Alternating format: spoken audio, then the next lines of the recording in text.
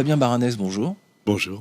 Le paysage le plus waouh que vous ayez vu de vos yeux depuis votre naissance. C'est un peu dur ma question, mais je vous demande de me décrire une carte postale là tout de suite, maintenant. Waouh, quelle question, sachant que j'ai eu la chance d'en voir beaucoup.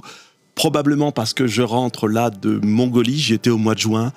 Je peux vous dire que dès lors que vous allez quitter les quelques routes goudronnées existantes en Mongolie et que vous allez vous enfoncer dans la steppe ou dans le désert de Gobi, ça va être le grand waouh, parce que vous rentrez dans un désert d'hommes.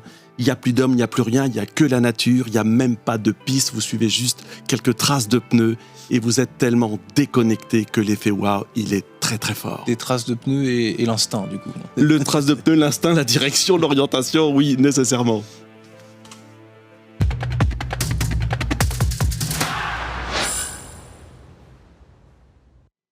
Bonjour à tous et bienvenue au Talk Décideur du Figaro avec aujourd'hui Fabien Baranès qui rentre de Mongolie en juin, vous avez dit. En juin. Vous rentrez de Mongolie en juin. Vous êtes DG de West Forever, donc on va rêver un peu avec vous aujourd'hui puisque vous proposez depuis 1996 des voyages autour du monde à moto et plus récemment en 4x4. Alors pourquoi plus récemment en 4x4 ? Pourquoi la moto depuis 1996 et là le 4x4 c'est intégré, c'est clipsé à votre business model ? Parce que l'ADN originel est motard, puisque c'est un concessionnaire Harley-Davidson qui a créé la société. Donc oui, on a démarré de la moto, mais en réalité, West Forever, c'est un spécialiste de l'itinérance. Et lorsqu'on aime cette itinérance, cette philosophie-là, cette façon de voyager, l'auto, nous offre d'autres destinations plus difficilement accessibles à moto. On aime les Harley-Davidson, on aime l'aventure. Hein, si je vous écoute, c'est ça le moteur. Pardon, c'est facile, mais le moteur de West Forever, c'est l'aventure, c'est le goût d'ailleurs, c'est le goût de voir personne, d'être seul finalement. Si je reviens à ce que vous venez de me dire en préambule. Oui, je crois vraiment que dans l'ADN du motard, il y a beaucoup de choses qui plaisent à l'automobiliste. Notamment, il y a ce sentiment de liberté, ce sentiment d'aventure, ce sentiment de rencontre. Alors après, on les adapte en fonction du moyen de locomotion, mais c'est bien ça ce qu'on va chercher. On va chercher du grand, on va chercher du beau, on va chercher ce sentiment d'être seul, même si on est encadré, mais c'est géré de telle manière que vous n'allez pas vous retrouver au milieu d'un troupeau ou au milieu de plein de gens. C'est ce qui vous donne de grands souvenirs. Alors Fabien Baranès, en premier lieu, vous êtes un fan, un aficionado d'aventure ou de moto, finalement. Écoutez, les deux.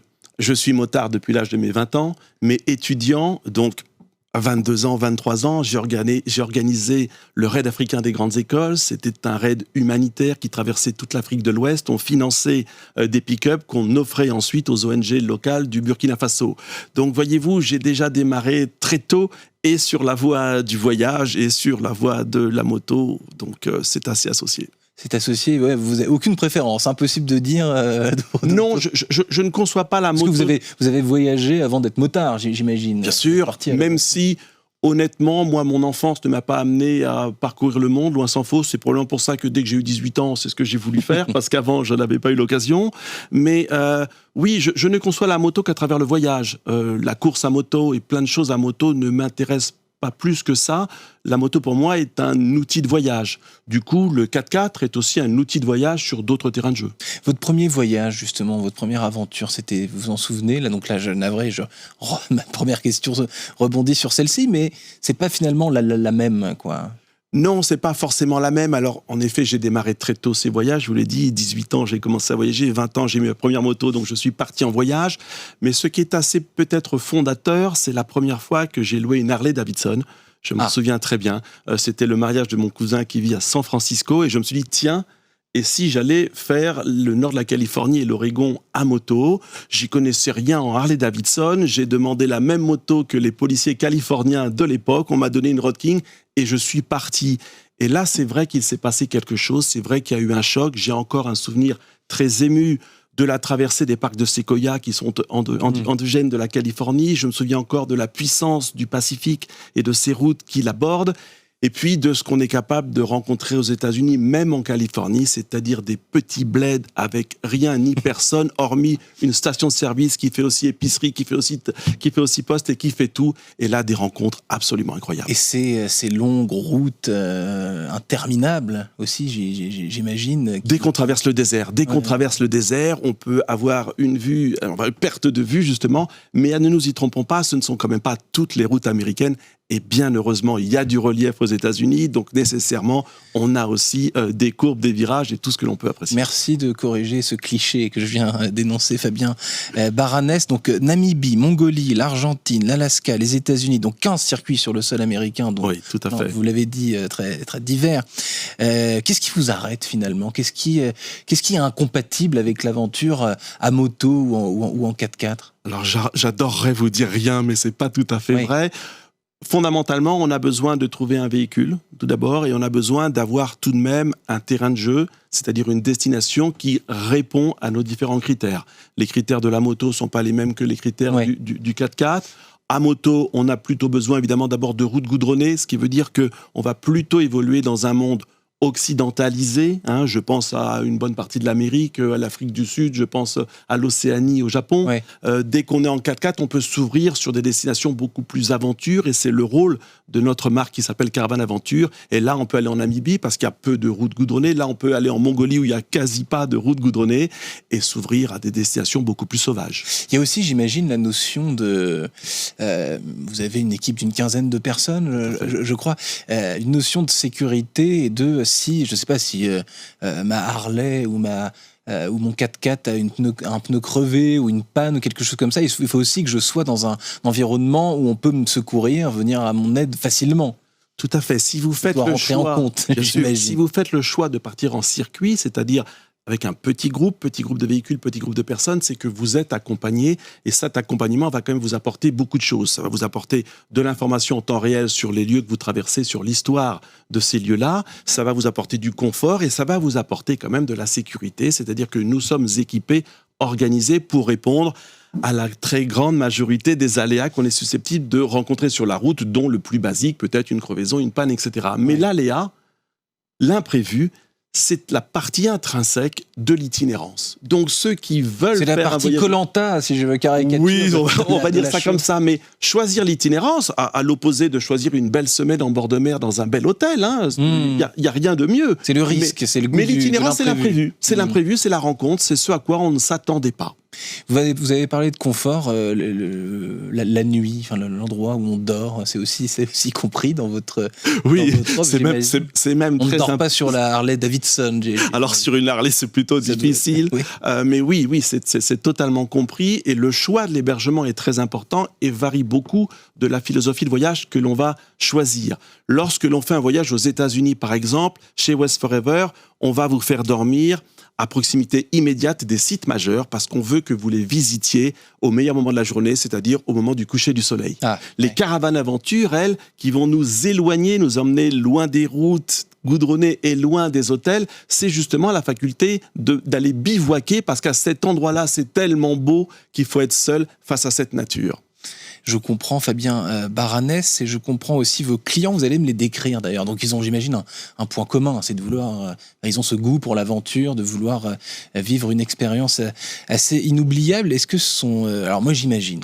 En fait, je vais vous dire ce que j'imagine. C'est des Parisiens. Peut-être vous savez qu'on est diffusé sur le Figaro Télé Île-de-France sur la TNT. Ce sont des Parisiens cadres qui vivent pas forcément à Paris, mais dans des villes et qui ont envie d'ailleurs de souffler, de voir autre chose. Il n'y a que ça ? Alors non, il n'y a pas du tout que des Parisiens, il y a beaucoup de Parisiens parce que toute l'Île-de-France est quand même un bassin économique important et il n'y a pas de secret, on les retrouve. Mais avant toute chose, nous sommes une société strasbourgeoise, j'en profite pour le préciser, et nous avons des clients qui viennent de toute la France, mais qui viennent aussi de Suisse, du Luxembourg, bref, toute la partie francophone européenne, ce sont nos clients. Et il y a quelque chose qui cristallise ces clients au-delà de l'envie de l'aventure. Oui, bien sûr, il y a beaucoup de points communs. Vous avez dit quelque chose de très important, ces gens-là ont le goût de l'aventure. Pour autant, ce ne sont pas des aventuriers. Sinon, ils partiraient seuls à la découverte. D'accord ? Ils font appel à nous. Après, souvent, ce sont des gens qui aiment bien être au bon endroit, au bon moment. D'accord ? Et ils savent qu'avec nous, on va les amener non seulement au bon endroit, mais à la bonne heure, au bon moment. C'est ce que je vous disais, notamment sur les couchers de soleil en fin de journée. Ce sont des gens qui vont aimer le faire quand même en confort et en sécurité. L'aléa, ils veulent bien y avoir affaire, mais si on peut être là pour le solutionner, c'est quand même mieux. Au bon endroit, au bon moment. Alors là, vous parlez du coucher de soleil, effectivement, c'est un bon moment, peu importe l'endroit, si je puis dire, mais est-ce qu'il y a des destinations à la mode? Est-ce qu'il y a un cycle comme ça, des destinations, vous avez vu, parce que 1996, ça remonte quand même à quelques années. Est-ce qu'il y a des pays, des lieux très précis qui ont le vent en poupe, finalement? Alors, il y a des cas constants. Ouais. Typiquement, l'Ouest américain reste une constance et c'est chez nous de loin la première des destinations. Et après, vous avez les tendances. En ce moment, le Japon a vraiment la cote et nous le proposons à moto. Donc, c'est vrai que c'est un circuit qui se remplit très vite. Et puis, vous avez des petites baisses de niveau après avoir fait d'une Nouvelle-Zélande qui partait avec beaucoup d'aisance. Aujourd'hui, on sent un certain recul. Est-ce que c'est lié à l'éloignement ou pas? Je ne saurais pas vous le dire. Mais oui, derrière ces grandes généralités, vous avez quelques tendances qui se précisent. Il y a des tendances. Alors, question bête, non, ça coûte combien cette affaire-là? Alors, chez West Forever, on est quand même plutôt sur du voyage premium, et vu qu'on est sur du long courrier, on est déjà à la base sur des budgets relativement élevés. Le prix moyen chez West Forever, c'est à peu près 7 000 € par personne. À peu près 7 000 € par personne, pour combien de temps? Pour, on va dire, une moyenne de 2 semaines. Une moyenne de 2 semaines. Et est-ce que on vous demande parfois, vos clients vous demandent des aventures plus express, c'est-à-dire à une époque où tout doit aller très vite, où on a parfois peu de vacances. Là, je parle de votre clientèle type, c'est-à-dire probablement des cadres sup, des entrepreneurs, etc., qui ont besoin aussi d'être sans cesse connectés à leur business, à leur entreprise. Est-ce qu'on vous demande parfois des aventures, des échappées belles, des parenthèses très furtives, quoi? Alors, le furtif est limité dès lors que vous allez loin. Donc, ce qu'il y a de plus court chez nous, c'est à peu près 10 jours, on va dire, de Paris à Paris. Dès lors que vous faites à minima une douzaine d'heures d'avion, ce qui est le cas chez West Forever, plus court, faut vraiment beaucoup aimer l'avion. Vous m'avez dit, Fabien Baranès, vous m'avez décrit plutôt en préambule les tout premiers mots qu'on a échangés tout à l'heure, cette carte postale, ce souvenir de Mongolie de juin dernier. Est-ce qu'il y a un endroit où vous n'êtes pas encore allé sur cette planète qui vous fait terriblement envie, à moto, en 4x4 ou à vélo peut-être? Oui, il y a encore. Et c'est une chance, et c'est normal. Il y a beaucoup de pays sur la planète, il y en a encore beaucoup que j'ai envie de découvrir. Il y a encore beaucoup de pays d'Amérique du Sud ou d'Afrique que je ne connais pas. C'est sur ma bucket list. Elle est riche, cette oui, bucket list. Bien sûr qu'elle est riche, cette bucket list, parce que la planète est riche, parce qu'il y a beaucoup à voir, et que j'ai, je pense, cette curiosité en moi que j'essaie de transmettre à mes clients, d'aller voir cet ailleurs, d'aller voir ce différent. C'est ça ce qu'on recherche, en fait. La France est très belle, voyager en France c'est superbe, donc il ne s'agit pas de remettre un devant l'autre, il s'agit d'aller voir des choses qui ne ressemblent pas, qui vont nous sortir de notre quotidien, qui vont nous permettre de déconnecter, parce que je crois que c'est ça ce que nous recherchons tous, c'est la déconnexion, et le lointain nous offre beaucoup de déconnexion. L'effet waouh dont nous parlons. D'où l'effet waouh que nous recherchons. En préambule, merci Fabien Baranès, donc DG de West Forever, merci d'être venu sur ce plateau, je vous dis à très bientôt. Merci pour votre invitation.